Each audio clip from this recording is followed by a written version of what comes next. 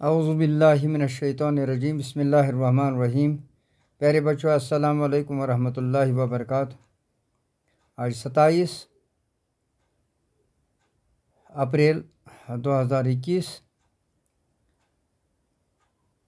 کا آج کا ہمارا سبق ہے خطوط نگاری، مرزا غالب اور حالات زندگی، یعنی مرزا غالب کی خطوط نگاری اور حالات زندگی۔ خطوط نگاری۔ خطوط مختلف قسم کے ہوتے ہیں: دفتری، کاروباری اور نجی۔ دفتری خطوط کے لکھنے کا الگ طریقہ، کاروباری خطوط الگ طرح کے اور نجی خطوط الگ طریقے کے ہوتے ہیں۔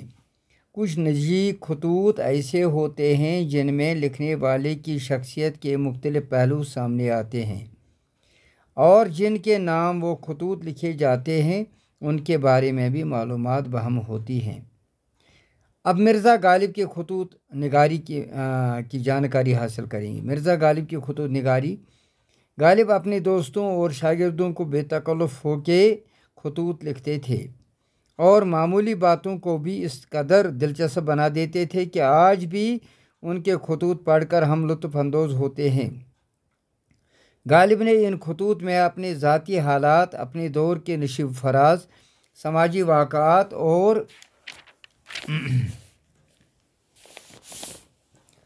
اور ادبی و تاریخی نکات بڑی دلچسپ انداز میں پیش کیے ہیں۔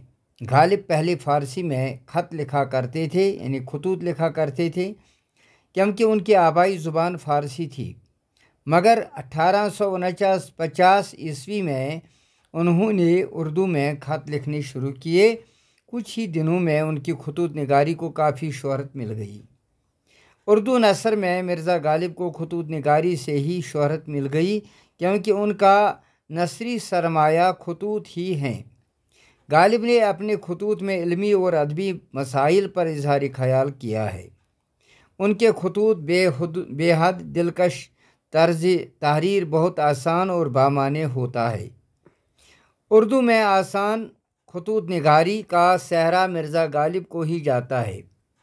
ان کے خطوط میں سادگی، بے تکلفی کے علاوہ مراتب کا خیال بھی موجود ہے۔ ان کے خطوط میں طنز و مزاح اور ڈرامیت کی مثالیں بھی پائی جاتی ہیں۔ ان کے خطوط سے ان کی سوانح عمری میں بھی مرتب ہو سکتی ہے۔ ان کے خطوط میں طویل القاب و آداب نہیں ہیں۔ غالب نے اپنے خطوط میں بول چال کی زبان استعمال کی ہے۔ اودھی، ہندی اور اردوئی معلیٰ ان کے خطوط کے مجموعے ہیں۔ مرزا غالب کی حالات زندگی۔ غالب کا پورا نام مرزا اسداللہ خان بیگ خان تھا۔ وہ مرزا نوشہ کے لقب سے بھی معروف تھے۔ تخلص پہلے اسد پھر غالب اختیار کیا۔ ان کے والد کا نام مرزا عبید اللہ تھا۔ غالب کی پیدائش 1797 عیسوی میں ہوئی۔ ان کی والدہ کا نام عزت النساء بیگم تھا۔ غالب کے والد ان کے بچپن ہی میں انتقال کر گئے۔ ان کے چچا نے ان کی پرورش کی۔ غالب کی تعلیم آگرہ میں ہوئی۔ انہوں نے مولوی محمد معظم اور ایرانی عالم ملا عبدالصمد سے عربی اور فارسی سیکھی۔ غالب نے 10 سال کی عمر میں ایک غزل لکھی۔ اس کے بعد شاعری کا سلسلہ جاری رہا۔ 13 سال کی عمر میں ان کی شادی عمرہ بیگم سے ہو گئی۔ 1812 عیسوی میں غالب آگرہ چھوڑ کر دہلی میں زندگی بھر قیام کیا۔ غالب زندگی بھر مالی مشکلات سے دوچار رہے۔ سرکار سے ملنے والی پنشن کبھی ملتی تھی، کبھی بند ہوتی تھی۔ غالب بڑے خوددار تھے اور دوستوں کے اصرار پر 1850 عیسوی میں بہادر شاہ ظفر کے دربار میں تیموری خاندان کی تاریخ لکھنے پر ملازم ہو گئے۔ غالب نے 1857 عیسوی کا انقلاب اپنی آنکھوں سے دیکھا۔ اس کے بعد ان کی مالی حالت پر پھر خستہ ہو گئی۔ آخرکار رامپور کے نواب یوسف علی خان نے 100 روپیہ ان کا وظیفہ مقرر کیا۔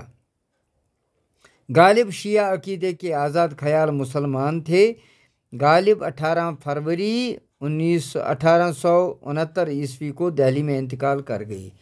پیارے بچوں، یہ تھا آج کا سبق۔ مجھے امید ہے آپ اس کو اپنی کاپیوں پر درج کر کے رکھیں گے تاکہ آپ امتحان میں کامیاب ہو جاؤ گے۔ شکریہ، خدا حافظ۔